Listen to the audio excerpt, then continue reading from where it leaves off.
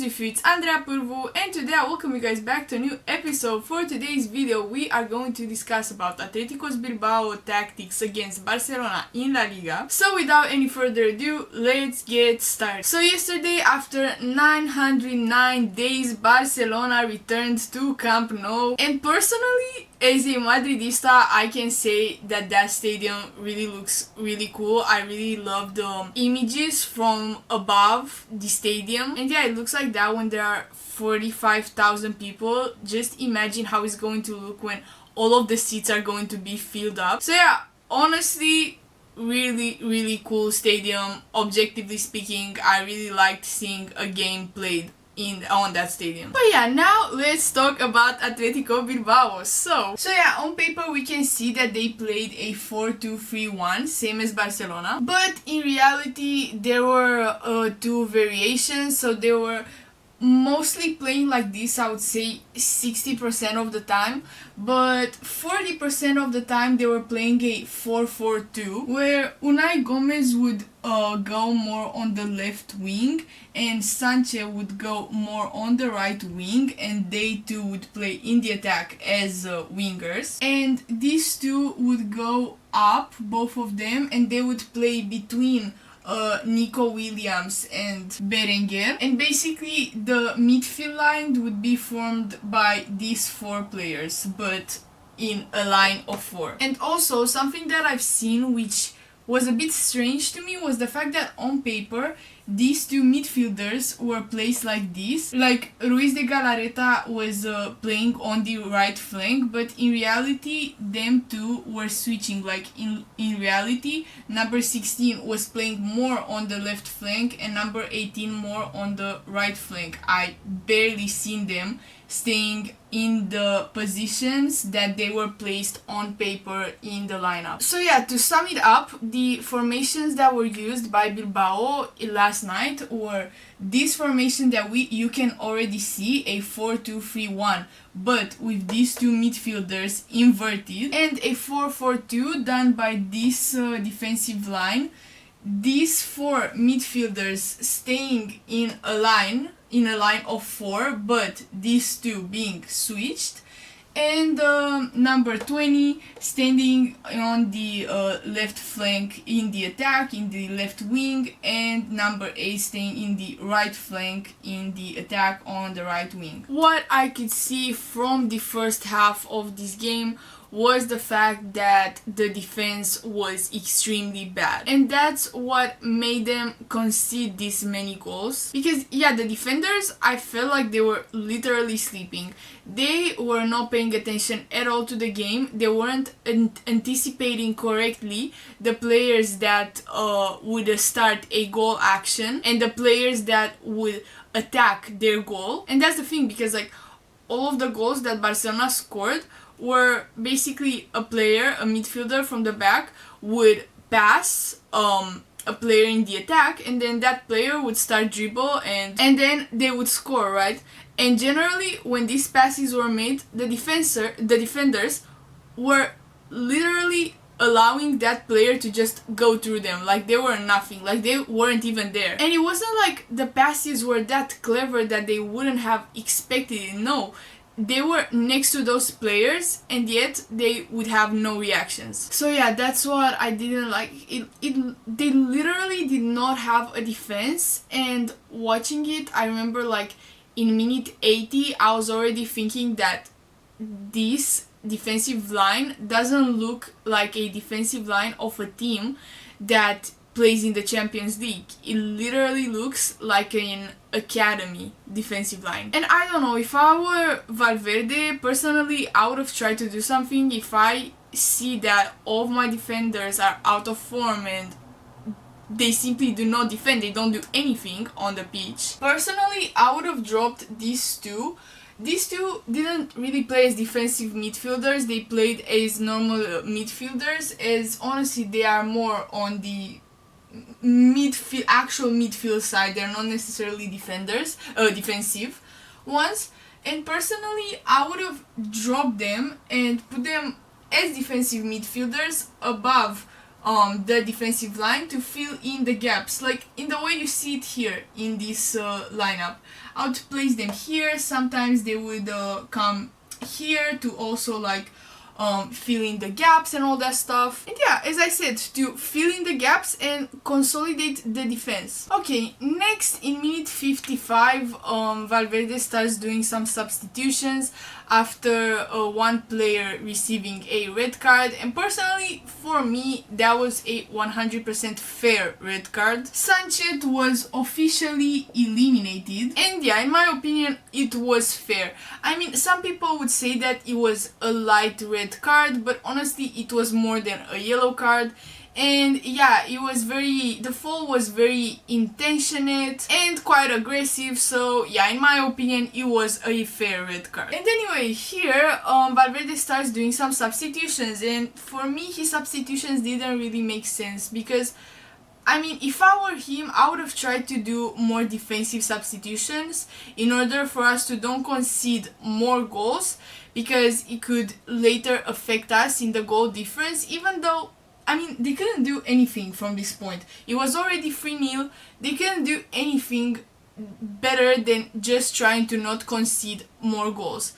And yet, Valverde is simply doing like same position substitutions, and he also, you will see after I'll show you the substitutions, he's also trying to keep the same formation as before. So the substitution were, first of all, we have Ruiz de Galarreta out, and we have Rego getting in. Then we have Unai Gomez out, Guruzeta coming in, and we also have Nico Williams out and Navarro getting in.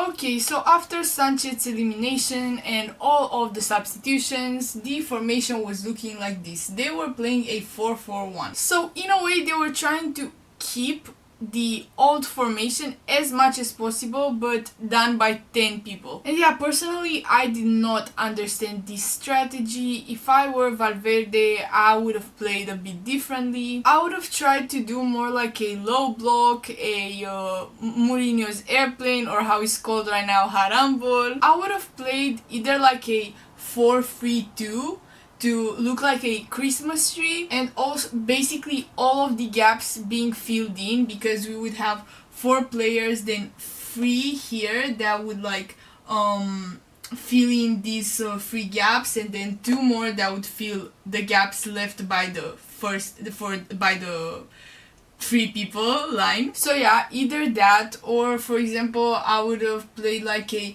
5-4, so the defensive line is stronger, we have more people there, and also we have 4 players that are filling in the gaps. Or maybe even a 4-4-1, but the thing is that as a 4-4-1 I would have played, as I said, more defensively as a low block, Harambol, but these players weren't doing that. They were playing like it was like there was no goal scored, you know? And personally, as a coach, I wouldn't have advised them to do that, because there was no point. I felt like the whole team wasn't really in form. They were all out of shape. I think that only the midfielders did a great job. And yeah, with without a defense and with a very weak attack, there's nothing you could do more in the context that they were in. So personally, I would have just tried to make all of the players to focus on the defense and try to not concede even more goals. And also, I forgot to mention, but I wanted to talk about Nico Williams' substitution. I think that Valverde chose there to substitute Nico Williams because anyways, there was, in a way, he could realize that this game is lost and they can't do anything more. So I think that he kind of tried to preserve Nico Williams and not get him injured or get him more tired and stuff like that for the upcoming games, which are very important. So yeah, in minute 68 we finally see more defensive substitutions. We see number 18 being replaced by number 6, who is anyway a defensive midfielder, and also number 7 being replaced by a left back.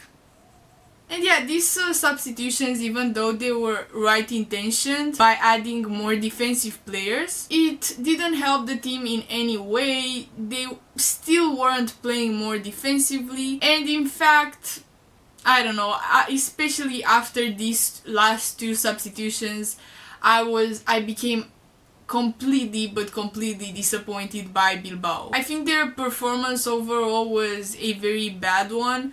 The players were very bad, they were out of shape. Also the tactics, I think that they didn't match the game context. So yeah, the whole package of Bilbao in this game was just a no for me. Also, one side note that I wanted to add was the fact that Lewandowski, man, Lewandowski is such a great player. To me, it's absolutely crazy how he is 37 years old and still playing at this high level as a striker, because I don't know, as a defender or even as a midfielder, I think it's a bit easier to play at such a high level at such an age, because they don't run as much as a striker does, you know. And I don't know, I'm just thinking of Messi in a way, and I'm doing this parallel between these two. How Messi is 38 years old, and the way he plays at 38 years old, and the way Lewandowski plays at 37. For me, it's absolutely crazy. And even thinking like how Messi played earlier in his career, when like from the moment when he transferred to PSG, the way he played and the way Lewandowski still plays at 37 years old. And I'm doing this comparison because they both used to play at Barcelona, so that's why I'm doing this comparison between these two. But yeah, to me it's just mind-blowing, and I think that Lewandowski is honestly such a underrated talent and such an underrated player. His stats are out of this world at his age. His performances are just so amazing. They're amazing in general. And then when you also add the fact that he's 37 years old, it's just mind-blowing, you know? He literally plays as he was 27 years old, definitely not 37, and yeah, for me that's crazy, and I just wanted to take a moment of appreciation for that. And for all of the legacy that Lewandowski built throughout the years, for me he's a very important player, a player that should be praised way more than he is. And yeah, that's all. And also for me, he was the Ballon d'Or in 2020 and in 2021. So yeah, this was it for today's video, you guys. I hope you guys liked it. If you did, please give it a thumbs up, share it to your friends if you think that any of this information might be useful to them, comment down below any suggestion for me to improve and stuff like that, and subscribe to keep in tune with all of my uploads. Okay, you guys, bye!